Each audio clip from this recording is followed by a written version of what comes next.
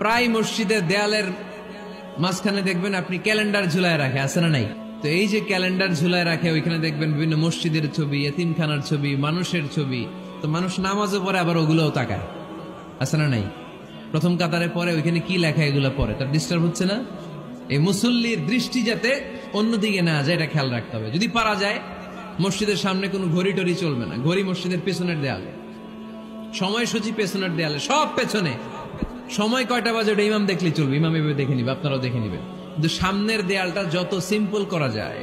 আল্লাহর হাবিব সাল্লাল্লাহু আলাইহি ওয়াসাল্লাম নামাজ পড়া অবস্থায় সামনে এমন কিছু রাখতেন না যেটার দ্বারা আল্লাহর হাবিব সাল্লাল্লাহু আলাইহি ওয়াসাল্লামের সালাতে মনোযোগ অন্যদিকে চলে যায়। আমরা যখন সালাত পড়ি, যদি অন্যদিকে তাকাই, ফেরেশতার মাধ্যমে আল্লাহ একটা ডাক দেয়, বলে আকবিল, এই বান্দা ফিরে আয়, তোর নজর থাকা দরকার সিজদার জায়গায়, ফিরে আয়।